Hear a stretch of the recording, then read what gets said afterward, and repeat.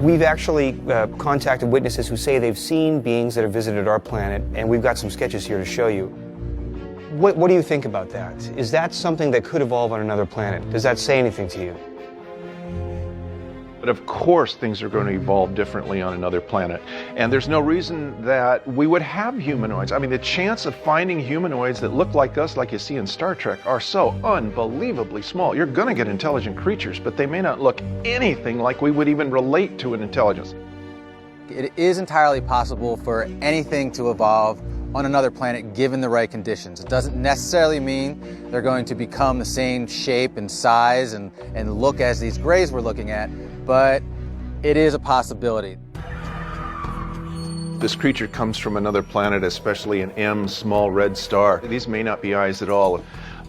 They could see in the infrared spectrum, and the bright lights that we see on this planet could really mess with their eyes. So this whole idea here, I've always wondered if those in fact weren't lenses that were just blocking out light.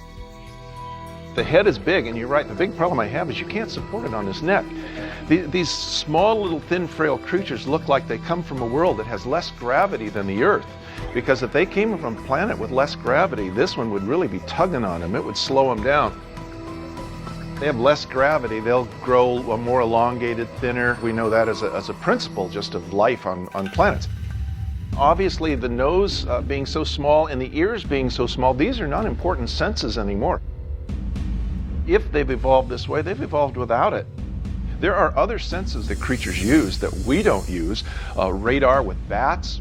There are fish and the octopi itself that sense its environment up to 90 feet away just by the electromagnetic waves that are around them. I mean, they could certainly have those types of senses. We simply don't know.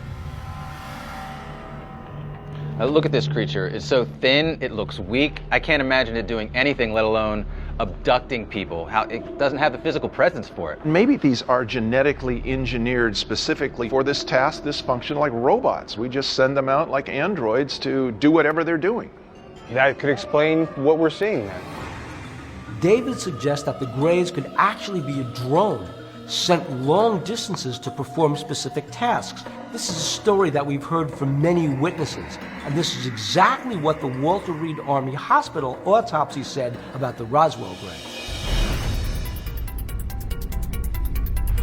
There's no telling what could be possible, but since we don't have anything in our hands to look at and compare, I mean, I'd love to bring one of these guys into a real lab and have everybody take a look at it. David, you just said that there's no evidence of extraterrestrial life right now. We think we may have something here. Wait a minute. Guys, what am I looking at? This skull was found in a cave in northern Mexico. It was carbon dated to 900 years ago. Look at the eye sockets.